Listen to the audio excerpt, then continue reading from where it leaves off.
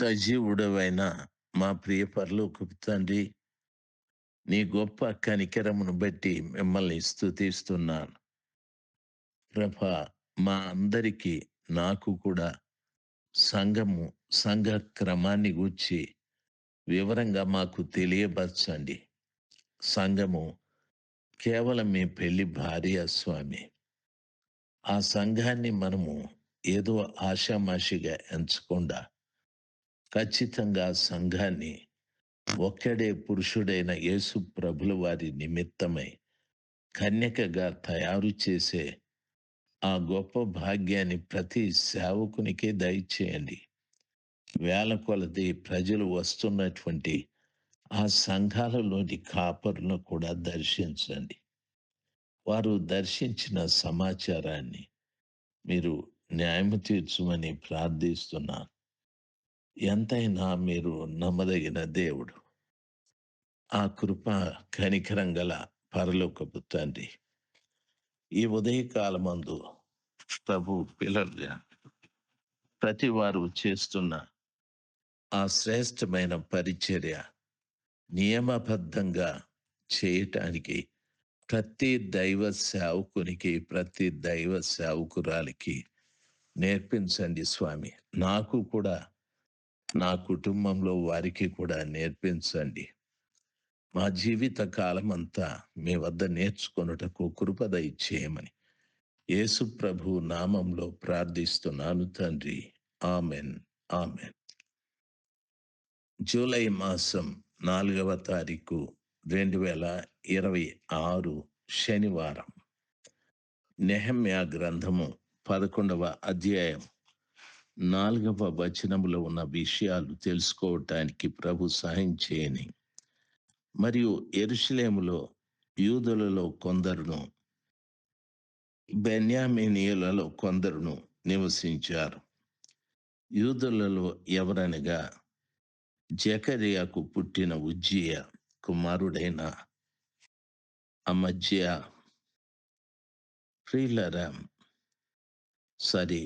కుమారుడైన ఆదాయ, ఇతడు షెఫట్యాకు పుట్టిన అమర్యా కుమారుడు. వీడు షెఫట్యాకు పుట్టిన ఫెరేసు వంశస్థుడును మహలలేలు కుమారుడు. మరియు షిలోనికి పుట్టిన జకరియా కుమారునికి పుత్రుడైన మోయారీబు కనిన ఆదాయ కుమారుడైన హాజాయాకు కలిగిన కొల్హోనెకు పుట్టిన బారాకు కుమారుడైన మయషేయ నివసించను. యెరూషలేములో నివాసము చేసిన వారు పెరసు వంశస్థులందరూ బలవంతులైన 460 ప్రియులారా, యెరూషలేములో నివాసము చేసిన పెరసు వంశస్థులలో 460 అని చెప్పారు. దయచేసి గమనించాలి. దేవుని వాక్యంలో చెప్పబడిన రీతిగా ఫెరేసు వంశస్థులలో 460 ఉన్నారు. ఈ రోజున ప్రభు పరిచర్య చేస్తున్నటువంటి మనలో, యెరూషలేములో జీవిస్తున్న మనం అనగా ప్రభు వద్ద పాప క్షమాపణ పొంది మనము పరిశుద్ధంగా జీవించటానికి తీర్మానం చేసుకున్న ఆయన బిడ్డలైన మనం బలవంతులుగా జీవిస్తున్నామా, బలహీనులుగా జీవిస్తున్నామా ఆలోచించాలి. బలము అంటే ఏమిటి అని మీరు అడగచ్చు. ప్రతివారు క్రీస్తునందు బలవంతులుగా ఉండాలి. దేవుని కార్యాభివృద్ధిలో బలం కలిగి ఉండాలి.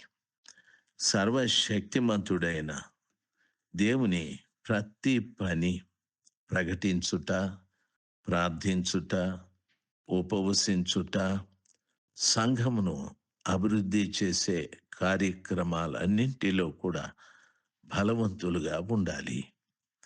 అందుకనే బైబిల్ ఈ రీతిగా సెలవిస్తుంది. కాలమును బట్టి చూస్తే ఇప్పటికే మీరు బోధకులుగా ఉండవలసిన వారు. కానీ ఇంకా మూల పాఠాలనే నేర్చుకుంటున్నారని అపోస్తుడైన పౌలు గారు చెప్పారు. మూల పాఠముల నిమిత్తమై మీరు రానగత్యం లేదు. దేవుని పిల్లలుగా గమనించాలి. లోకమనేది ఎలాంటిది అంటే ఒక ఊబి. అందులో పడ్డవాడు పైకి రావటానికి ఎంత ప్రయత్నం చేస్తాడో అంత లోపలికి వెళ్ళిపోతూ ఉంటాడు. అదొక జిగటగల దొంగ ఊబి. దైవ సేవకుడు ఎప్పుడు కూడా లోకం వైపు చూడకుండా జాగ్రత్తగా పని చేయాలి. యెరూషలేములో నివసించేటటువంటి వారిలో ఫెరస్సు వంశస్థులు 400 ప్రియులారా 68 ఎనమండుగురు అని చెప్పబడి ఉంది. దేవుని మహాకృప ఈ రోజున సంఘానికి వెళుతున్నటువంటి బిడ్డలు బలవంతులేనా? దేనిలో బలవంతులు? ధనంలోన, కులంలోన, లేక జనంలోన? దేనిలో మనం బలవంతులు? క్రీస్తు యేసునందు బలవంతులై జీవించాలి. ఒక వ్యక్తికి బలం రావటానికి అతడు రక్షించబడాలి. దేవుని పరిరక్షణలో, పర్యవేక్షణలో తాను రక్షించబడి పరిచర్య చేయాలి. మనం బలవంతులని రుజువు చేసుకోవటానికి క్రీస్తులో కొన్ని కార్యాలు, ఆధారాలు ఉంటున్నాయి. మనము ప్రభుని అంగీకరించామని చెప్పి బాప్తిసాన్ని తీసుకున్నాం. బాప్తిస్మం అంటే ఏమో తెలుసా? మనము బాప్తిస్మం తీసుకున్నప్పుడు నీళ్లలో మనం మునిగినప్పుడు మన ప్రాచీన పురుషుడు అక్కడ ఆగిపోతాడు. మనము నవీన పురుషులుగా లేస్తాం. క్రొత్త వ్యక్తుల్లాగా క్రొత్త వ్యక్తుల్లాగా బలము కలిగి మనం ప్రభు కొరకు జీవించాలి. ప్రకటించే విషయంలోనూ, ప్రార్థించే విషయంలోనూ, ఉపవసించే విషయంలోనూ అన్నింటిలో కూడా అనేకుల్ని ప్రభు దగ్గరికి నడిపించే విషయంలో అనేక విషయాల్లో బలవంతులుగా మనం జీవించాలి. దేవుని యొక్క బలాన్ని మనం పొందుకోవాలి. శరీర బలం అక్కడ నశించాలి. ఆ గొప్ప దేవుని బలం నాకు రావటానికి ఆయన ఒక మాట చెప్పాడు. దేవుని వాక్యం సజీవమైనది, బలము కలిగినటువంటిది. ఆ వాక్కు ఇంటి ముందు తీసుకెళ్ళి నిలబెడితే ఈ రీతిగా ఆ ప్రభుల వారి పరిచర్యలో అందరూ బలవంతులుగా ఉండి పని చేయటానికి మనము తీర్మానం చేసుకోవాలి. బలహీనులుగా ఉండకూడదు. మనం బలహీనులైతే శత్రువైన సాతానుడు సులభంగా మనల్ని లోకంలోకి తీసుకెళతాడు. ఆ రోజుల్లో రాజులు ఎంతో మందిని వివాహము చేసుకునేవారు. అయితే తాము చేసుకున్నటువంటి ఆ పెళ్లి భార్యలు సొలొమోనును విగ్రహాల వైపు తీసుకొని వెళ్ళిపోయాడు.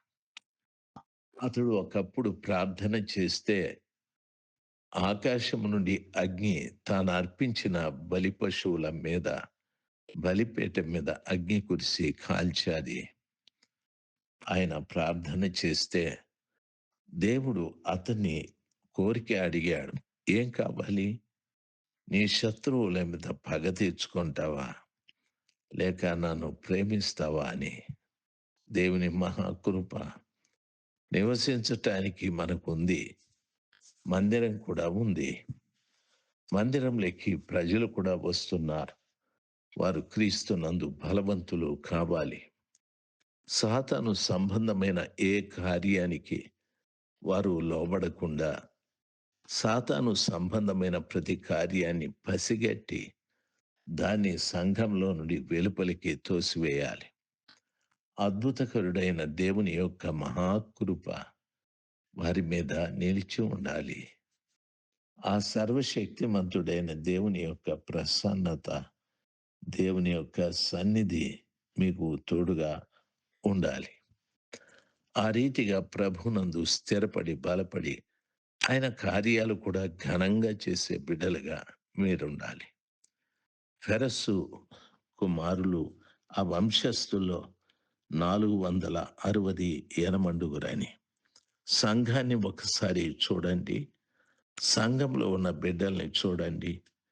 ఎవరు బలవంతులో, ఎవరు బలహీనులో నీకు అర్థమైతది. అప్పుడు బలహీనుల్ని బలపరచండి. దేవుడు సంతోషిస్తాడు. దేవుని కృప మీ అందరికీ తోడుగా ఉండి నడిపించునుగాక. ఆమేన్. ఆమేన్.